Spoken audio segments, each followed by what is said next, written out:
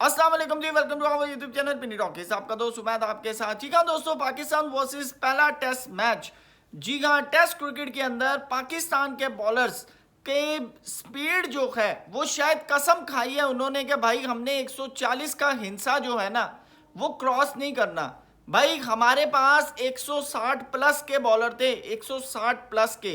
लेकिन अब मामलात ऐसे आ चुके हैं कि हमारी फास्ट बॉलिंग जो है वो दिन ब दिन जितने मर्जी कैंप लगा लें वो गिरती ही जा रही है। जी हाँ, बाबर आजम की कप्तानी के ऊपर बात करेंगे। साथ वेस्ट इंडीज कितना भारी रहा, आप इसका अंदाजा यहां से लगा सकते हैं कि विनिंग प्रोबेबिलिटी में पाकिस्तान का नंबर 12% था पाकिस्तान के, और 29% चांस थे वेस्ट इंडीज के। और कल जो है वेस्ट इंडीज ने 3 विकेटों के नुकसान पर 194 रन 194 रन बनाए हैं। और ये साफ जाहिर है कि पाकिस्तान की जो बॉलिंग है वो बिल्कुल उसने स्ट्रगल किया है अगेंस्ट वेस्ट इंडीज बैटिंग। जी हाँ दोस्तों, आपको बताते चलें कि पाकिस्तान वर्सेस वेस्ट इंडीज पहला टेस्ट मैच जो है वो पहले दिन का खेल कुछ टाइम पे बारिश रही, लेकिन जब मैच स्टार्ट हुआ तो पाकिस्तान के बॉलर्स उसी तरह फीके नजर आए जिस तरह बांग्लादेश वाले टेस्ट के अंदर आपके सामने थे। हालांकि हमने फास्ट बॉलर्स, फास्ट बैटरी जो है वो हमने चेंज की, शाहीन को बाहर किया, हसन अली को बाहर किया, लेकिन रिजल्ट्स जो हैं वो बिल्कुल सेम है। मोहम्मद अब्बास की बात करें, खुरम शहजाद की बात करें, मोहम्मद अली की बात करें, इवन आमिर जमाल की अगर हम बात करें, तो हमारा जो पेस स्ट्रक्चर है ना वो बिल्कुल फीका नजर आया। अगर मैं सिर्फ बॉलिंग की बात करूं तो अब्बास ने जो सबसे फास्टेस्ट डिलीवरी की है वो 128 की है। आप अंदाजा लगा लें कि आपका फास्ट बॉलर है 128 की स्पीड से बॉल कर रहा है, तो आप उसको फास्ट बॉलर कहेंगे या क्या कहेंगे। उसके बाद जो मोहम्मद अली हैं, सबसे ज़्यादा अगर तेज़ किसी ने बॉल की है तो वो मोहम्मद अली ने की है, और 136। और मज़े की बात है वो भी नो थी। हमने पिछले 4 टेस्ट मैचेस में 26 नो दिए हैं, आप अंदाज़ा लगा लें। और क्या कहते हैं, आपको बताता चलूं कि खुरम शहजाद ने 134 की स्पीड से सबसे तेज बॉल की है। एवरेज आउट अगर हम करें तो 125 की स्पीड से अब्बास ने बॉलिंग की है, 132 की स्पीड से जो है मोहम्मद अली ने बॉलिंग की है, और 131 की स्पीड से जो है वो खुरम शहजाद ने बॉलिंग की है। अब आप अंदाज़ा लगाएं, जब आप 130-35 की पेस लेकर टेस्ट क्रिकेट खेलने जा रहे होंगे जहां पे थोड़ा बाउंसी विकेट होगा, आपको क्या लगता है कि अगली जो टीम है वो आपको उठाकर विकेटें दे देगी। हमारे कप्तानों से पूछा जाए तो वो कहते हैं टेस्ट क्रिकेट का मतलब है 20 विकेट्स, टेस्ट क्रिकेट का मतलब है 20 विकेट्स।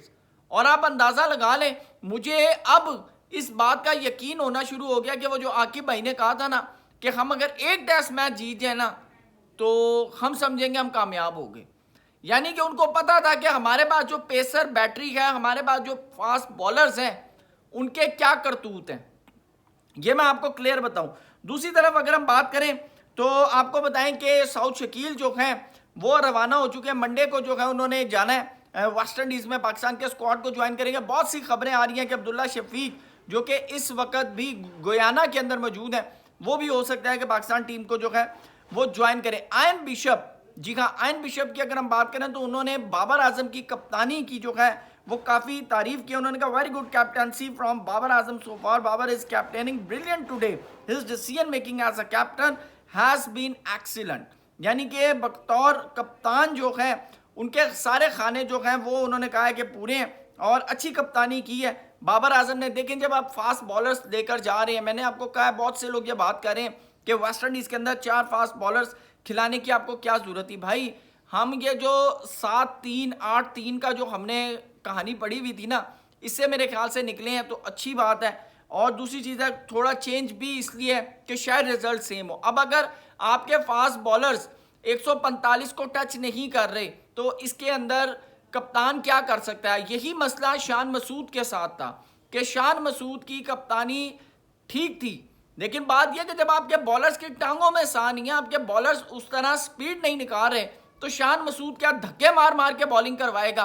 तो अब सेम सिनेरियो बाबर आजम के साथ है कि आपके जब फास्ट बॉलर्स की टांगों में जान नहीं है, उनकी स्पीड नहीं है, तो यहाँ बाबर आजम क्या करेगा।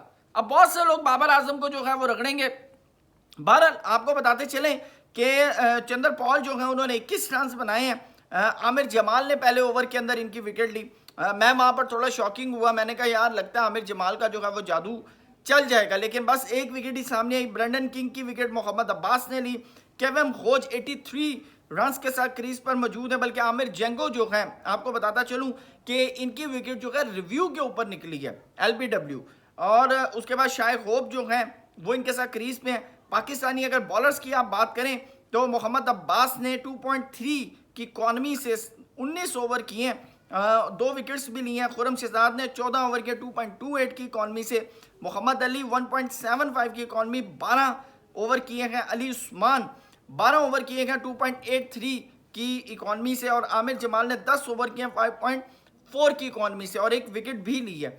अब पाकिस्तान टीम जो है वो उसकी बॉलिंग के ऊपर डिपेंड है कि हमारी बॉलिंग जो है वो किस तरह तेज हो सकती है। अभी तक तो जो कैंप लगा, जो सारी मेहनत हुई, मुझे तो रिजल्ट सामने नहीं आ रहे। वैसे इतनी जल्दी आते भी नहीं है। ये तो कल शादाब खान ने भी कहा था कि अगर अब जल्दी की बात करेंगे तो फिर हम मुंह के बल गिर जाएंगे। तो मुंह के बल तो भाई हम ऑलरेडी गिर रहे हैं, ठीक है। अब अली उस्मान पर है कि एज अ स्पिनर जो है उनकी बड़ी तारीफ डोमेस्टिक के अंदर सुनिए। 73 फर्स्ट क्लास के अंदर उनकी विकेट्स हैं, लेकिन अब रिजल्ट्स देखते हैं उनकी तरफ से कब आते हैं। बहरहाल जो सबसे बड़ी मेरे लिए जो टेंशन वाली बात है वो ये है कि 5वें दिन का खेल पाकिस्तान टीम खेल रही होगी, क्योंकि सेकंड बैट हमारा होगा और वहां पर हमारे बैटर्स जो हैं वो किस तरह डिफेंड करते हैं वेस्ट इंडीज की बॉलिंग को, क्योंकि उनको होम कंडीशन का भी एडवांटेज है। ओवरऑल अब अगर बात करें तो वेस्ट इंडीज के बैट्समैन का अपर हैंड था।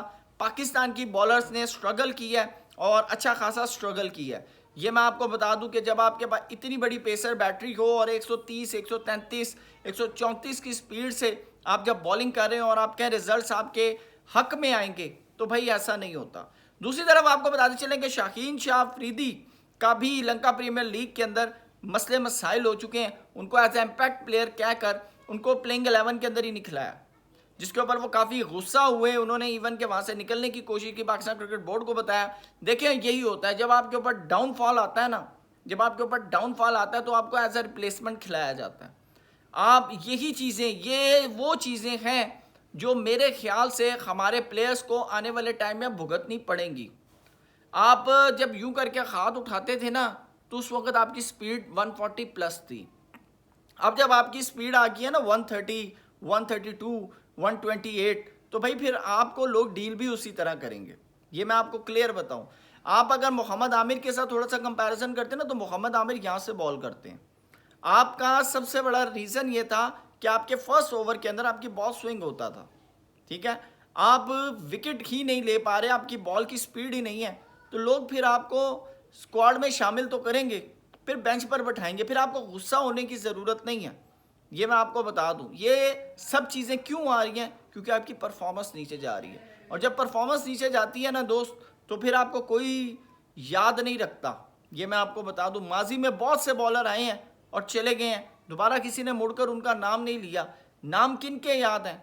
जिनकी परफॉर्मेंसेस टिल उनकी रिटायरमेंट तक उनके साथ रही हैं। ये मैं आपको बताता चलूँ, वसीम, वकार, आमिर, आसिफ, शुएब अख्तर, अब्दुल रज़ाक, उमर गुल, जुनैद खान। शायद जुनैद खान भी इतने ज़्यादा पॉपुलर नहीं है, लेकिन जो बहुत ज़्यादा पॉपुलर है मैंने उनके नाम आपके सामने ले दिए हैं। इस सारे मैटर के ऊपर आपकी क्या राय है कमेंट सेक्शन में ज़रूर बताइएगा। Thank you so much. अल्लाह हाफिज़।